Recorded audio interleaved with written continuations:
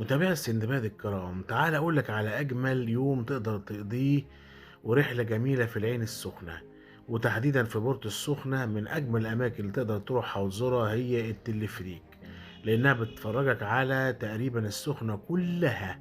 بنخش منطقة التلفريك وبنركن في باركينج دي الساعة فيه تقريبا ب20 جنيه، وبنخش بنقطع التذكرة زي ما احنا شايفين كده، وبنخش على الاسطوانة اللي بيلف فيها التلفريك.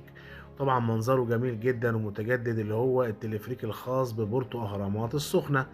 هنا أنا ركبت التلفريك وكنت سعيد ومبسوط جدا، وبدأ بقى يطلع بيا شوية بشوية، وكنا مخضوضين جدا من التلفريكات اللي هي جاية قدامنا. كنا فاكرينها هتخبط في التلفريك بتاعنا.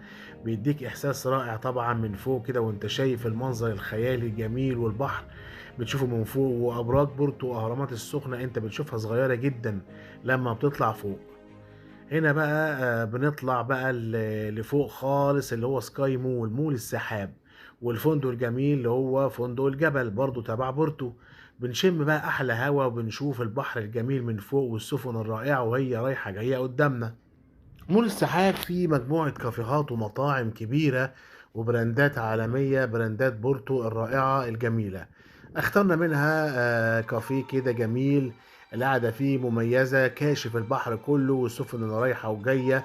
واخترت بقى الكنبة المرجحة الجميلة دي، قعدت اتمرجح كده واشم حبة الهواء الجميل في المكان العالي جدا. وطبعا في بقى مشروبات سخنة وساقعة وريستوران يعني الاكل والطلبات اللي انت بتطلبها كلها مجابة بتجيلك. وهنا ده المنظر بقى من فوق، وهو دي القعدات، الكنب اللذيذ المريح ده، غير برضو الكنبة اللي هي المرجيحة، ومنظر من فوق برضو خيالي. وهنا بقى دي رحلة الرجوع أصدقائنا، رحلة التلفريك جميلة جدا، هتبسطك أنت وأسرتك. السعر مش غالي، 250 جنيه في يناير 2026 للفرد الواحد. بتقضي اليوم كله هناك من أول الساعة 9 صباحا لحد الساعة 6 مساء.